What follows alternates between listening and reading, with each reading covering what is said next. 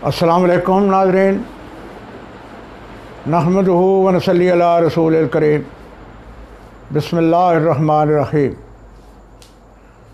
आज मेरे पास मेरे नाज़रीन के 3-4 सवालात हैं और उनका मैं जवाब देना ज़रूरी समझता हूँ, क्योंकि ये बहुत ही अहम किस्म के सवालात हैं। Number 1, DNA test. नंबर 2, 25,000 किराया है, क्या उस पर टैक्स लगेगा? नंबर 3, क्या ज़री ज़मीन पर हुक्म इम्तनाई लग सकता है? नंबर 4, 3 तलाक़ को मसलक के हिसाब से या 3 को एक ही कंसीडर किया जाएगा? तो इन सवालात में से सबसे पहले DNA टेस्ट। DNA टेस्ट एक मॉडर्न रिसर्च है और साइंस का कमाल है कि वो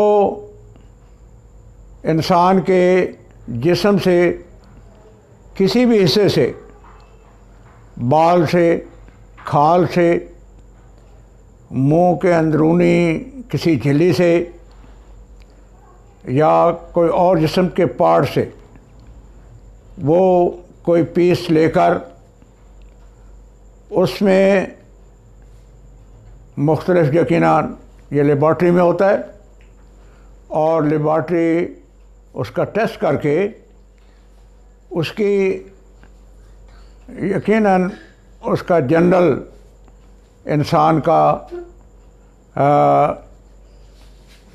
बिहेवियर, उसके खसूसियात, वो DNA टेस्ट के लिए उसके ज़रिए पता चल जाते हैं। और आम तौर पर ये पेरेंटेज मालूम करने के लिए इस किस्म के सूरत हाल पैदा हो जाती है। अभी आपने देखा होगा कि हमारे मुल्क में एक हवाई जहाज़ का हादसा हुआ, तो उसमें यकीनन बॉडीज़ की जो हालत थी वो नाकाबिले शनाख्त थी और क्लेमिनेंट यकीनन उनके क्लेम्स थे, उनका सामान था, तो वारसान अपना DNA टेस्ट कराते थे और बॉडी का भी DNA टेस्ट होता था। वो उसका जब उनके साथ मिल जाता था DNA टेस्ट, तो उसको उनकी बॉडी के हिस्से दे दिए गए और उनके क्लेम भी अकॉर्डिंगली मीट किए गए। तो ये एक बहुत ही अहम टेस्ट होता है और ये तकरीबन हर बड़े शहर में, हर बड़ी लेबॉर्ट्री में इसका टेस्ट हो सकता है। जैसे मुझे पता चला है लाहौर में चुगताई लेबॉर्ट्री है, बड़ी फेमस है। शौकत खानम हॉस्पिटल है। एक आध अल्लामा इकबाल टाउन में कश्मीर ब्लॉक में कोई लेबॉर्ट्री बताई गई है। इसी तरह गार्डन टाउन में एक लेबॉर्ट्री बताई गई है और यकीनन कराची में जैसे आगा खान हॉस्पिटल है, हमारे दूसरे जना हॉस्पिटल है, सर्विसेज हॉस्पिटल है और बड़े बड़े वहाँ माशाल्लाह हॉस्पिटल प्राइवेट भी खुल गए हैं, जैसे बकाई हॉस्पिटल वगैरह हैं, तो वहाँ भी इनके टेस्ट हो सकते हैं। इसी तरह इस्लामाबाद और यकीनन I am not confirm but may be in Quetta, Peshawar. तो चूँकि ये ऐसा अहम टेस्ट है कि वो तकरीबन हर बड़े शहर और हर बड़ी लेबॉर्ट्री में और हर बड़े हॉस्पिटल में इसका सिस्टम मौजूद है। और इस पर जो फ़ीस का पूछा गया है कि जी फ़ीस कितनी होती है, मेरे इल्म के मुताबिक 1500 फ़ीस है और मुमकिन है कि बाद लेबॉर्ट्रियों का चार्जेस में फ़र्क भी हो, तो वो हो सकता है, लेकिन मिनिमम 1500। और इसके बारे में ये बताया गया है कि इसका टेस्ट विद इन 2 डेज़ उसका रिज़ल्ट आ जाता है, यानी कि लेबॉर्ट्री पर डिपेंड करता है, लेबॉर्ट्री के स्टैंडर्ड पर, कि मिनिमम विद इन 2 डेज़ इसका रिज़ल्ट आ जाता है, या मैक्सिमम 10 डेज़, क्योंकि बाज़ औक़ात ज़्यादा टाइम भी लग जाता है। तो ये मुख्तसर आपके लिए, और मैं एक पहले अपने लेक्चर में, क्योंकि हाई कोर्ट में मैंने एज ए एविडेंस इसको कंसीडर किया है और अदालत को हुक्म किया है कि डीएनए टेस्ट के ज़रिए पेरेंटेज मालूम की जा सकती है और इसको, इस टेक्नोलॉजी को इस्तेमाल किया जाना चाहिए। दूसरा है सवाल, क्या 25,000 किराया पर टैक्स होगा? नहीं, 25,000 किराया माहवार हो तो वो बनता है तकरीबन 3 लाख, और 3 लाख पर टैक्स नहीं है। लिहाजा 25,000 किराया अगर किसी प्रॉपर्टी का आ रहा है तो उसका टैक्स नहीं है, वो टैक्स से मुबर्रा होगा। हाँ, अब है कि ज़री ज़मीन पर हुक्म इम्तनाई लग सकता है। यस, हुक्म इम्तनाई एक कानूनी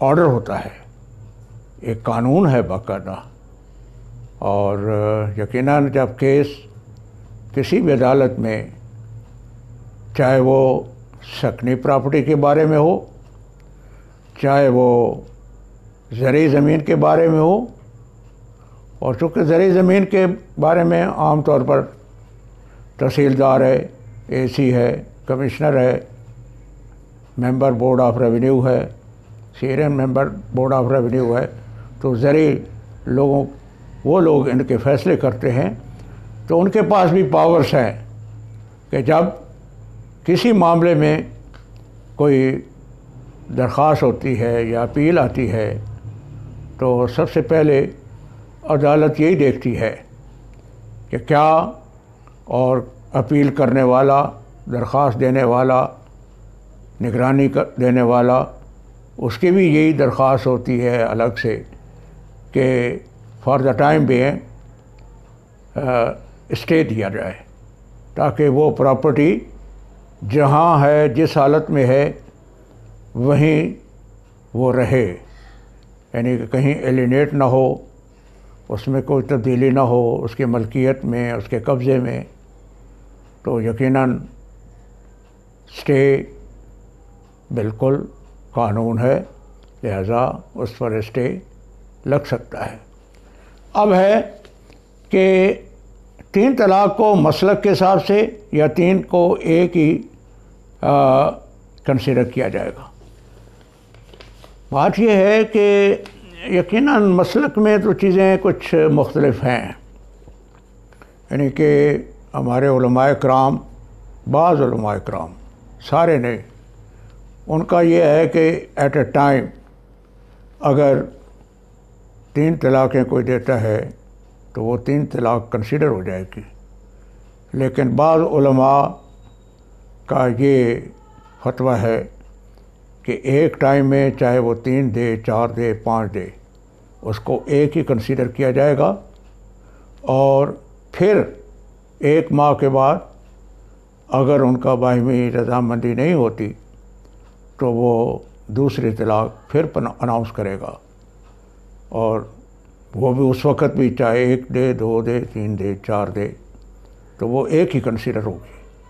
और तीसरे दफ़ा अगर 1 महीना फिर और गुज़र जाता है और उनके दरमियान नाचाकी कायम रहती है और सुलह सफाई नहीं हो पाती, हस्बैंड रजू नहीं करता, तो वो फिर एक और तलाक़ तीसरी देगा, और उसके बाद वो औरत उस शौहर के लिए हराम हो जाती है उस वक्त तक, जब तक कि वो कहीं और निकाह करे, वहाँ से खुदा न खास्ता से वो बेवा हो जाए या वहाँ से भी डाइवोर्स हो जाए, तो फिर पहले शौहर से वो शादी कर सकती है, वरना नहीं।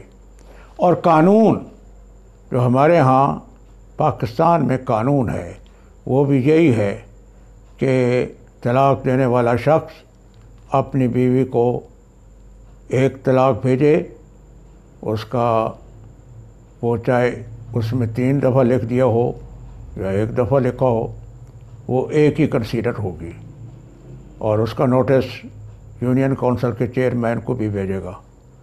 और इस दौरान अगर रुजू हो जाता है प्राइवेटली या वहाँ यूनियन काउंसिल मसालती अदालत में बाहिमी इख्तिलाफ़ात दूर हो जाते हैं तो वो मियाँ बीवी के तौर पर रह सकते हैं। फिर अगले महीने अगर वो फिर भी नहीं होता, फिर वो अगला वही प्रोसेस अडॉप्ट करे और दोबारा उसको यूनियन काउंसिल को दूसरा नोटिस भेजना होगा। वहाँ मज़ीद 1 महीने के अंदर दूसरे महीने के लिए तारीख़ दी जाती है। हर एक नुमाइंदा मर्द का और औरत का वो अपॉइंट किया जाता है। तीसरा चेयरमैन सालिसी काउंसिल होता है और जो वहाँ फ़ैसला होता है वो बाइंडिंग होता है। उसके बाद अगर आप दोबारा अगर तीसरी भी सूरत हाल वैसी ही रहती है खुदा न खास्ता, तो यकीनन ये तकलीफ़ दह मरहला होता है। प्यारे नबी सल्लल्लाहु अलैहि वसल्लम ने फरमाया है कि जायज़ कामों में से सबसे नापसंदीदा अमल जो है वो तलाक़ है। गो के जायज़ है, लेकिन यकीनन ये 2 ख़ानदानों का आपस में बिछड़ना, फिर मज़ीद मसाइल का पैदा होना, ये तकलीफ़ दह सूरत हाल। अल्लाह न करे कि हमारे मुआशरे में ये मामलात ज़्यादा हों।